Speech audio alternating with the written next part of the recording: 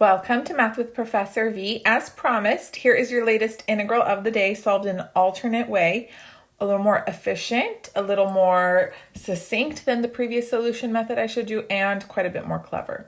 So the solution was not of my own creation. It came from my fellow colleague, Dr. Gupta, who grew up going to math competitions, and so doing tricky, slick little things like this is second nature for him. So we have indefinite integral of 1 over the square root of x plus the square root of x dx. First thing he did was factor out square root of x from both terms underneath the radical.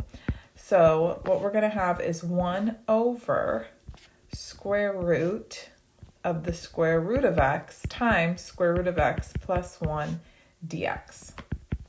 Okay, then you can split this up into two radicals in the denominator, and you have 1 over square root of the square root of x, that's the fourth root of x, and then you still have square root of x plus 1 dx. Good so far?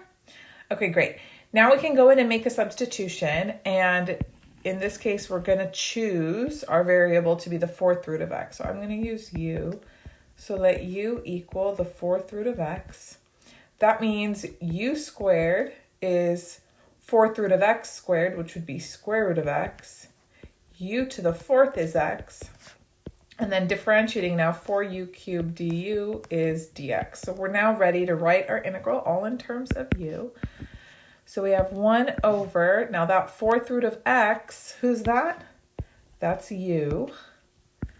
And then we have square root of, well, this square root of x here, that's u squared, plus 1, and then, dx sitting here waiting for us, 4u cubed du.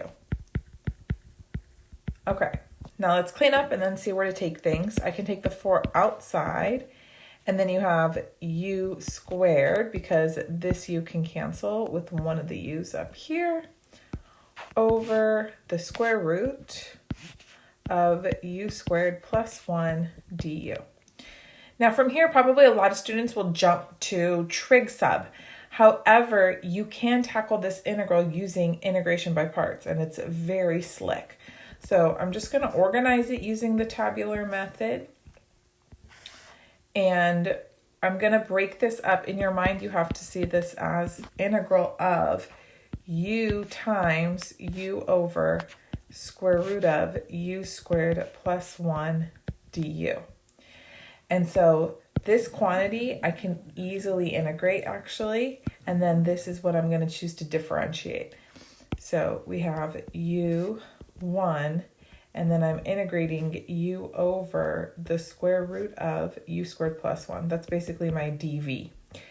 So if you can do this in your head, fabulous. If not, you can just work a little side problem, but the antiderivative of u over square root of u squared plus 1 is square root of u squared plus 1, exactly. If you did a little side integral, you could just let t or somebody else be u squared plus 1, and then everything falls into play so beautifully. All right, and then remember we take products on the diagonal, so this will be positive, don't change the sign, minus, and then we integrate this product here. So now what do we got going on? So we'll have 4 patiently waiting for us outside, u rad u squared plus 1 minus integral of the square root of u squared plus 1 du. Okay, now at this step we have to contend with square root of u squared plus 1, sadly, or maybe not so sadly, but we do still have to do trig sub. So it won't be so tricky. We're going to let u be tan theta.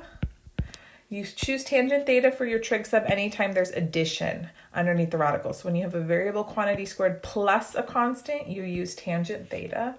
And then du would be secant squared theta d theta. So we have 4 times u times the square root of u squared plus 1 minus integral. This is going to be square root of tan squared theta plus 1, and then times secant squared theta d theta. Good?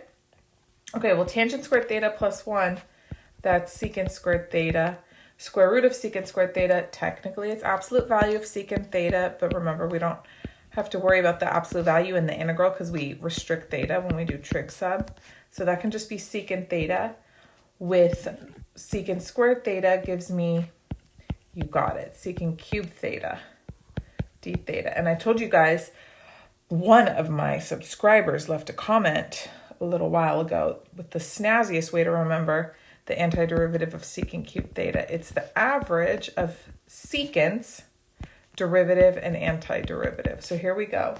So minus, and then I'm just going to put like another set of parentheses so we don't have to stress. But we could put the 1/2 here, and then we'll have the derivative of secant and the antiderivative of secant. If you're like, I don't know what sorcery is going on, where are you pulling that out of, Professor V?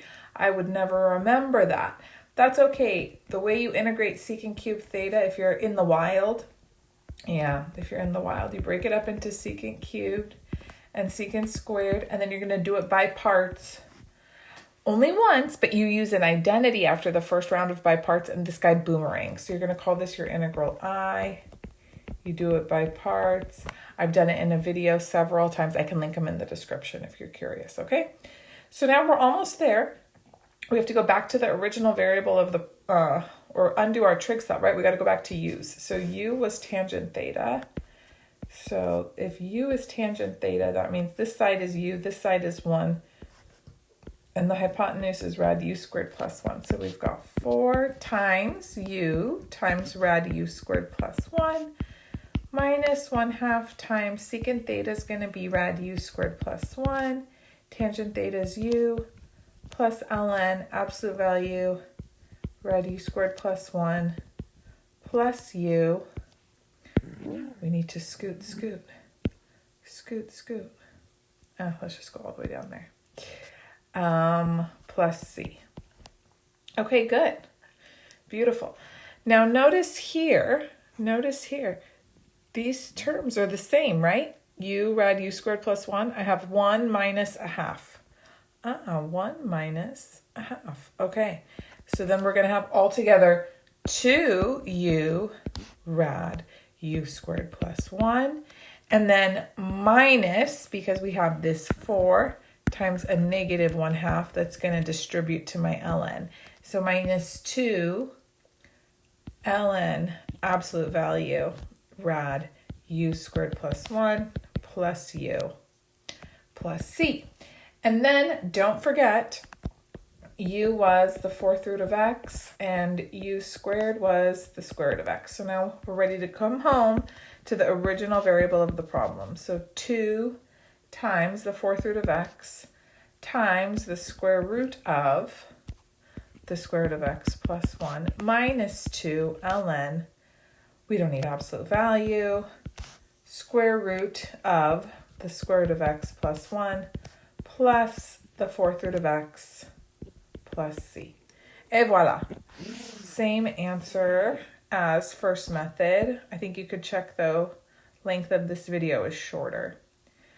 Although, who's to say if it, because I do talk different amounts. So, tell me what you thought about this method. I thought it was fabulous and honestly, very, very clever. And like I said, Dr. Gupta grew up going to math competitions. So he had to really hone his ability to not just solve things correctly, but as efficiently as possible. So he wasn't the slowpoke at the competition. Speed, efficiency, and accuracy are all very important. They indeed are. Okay, so I hope you enjoyed the video. Let me know how you liked this method versus the original method I showed. I'll link the original solution in the description, the one I did a couple days ago. And don't forget to turn on your notifications, subscribe if you haven't already so you don't miss any integrals of the day or any upcoming content. You can also follow me on Instagram and TikTok, Math with Professor V, and check out the rest of the playlists that are on my YouTube channel if you need introductory lectures or more in-depth lessons on any of the topics from your calculus courses. Thank you guys so much for your support. I'll be back sooner than later. Bye.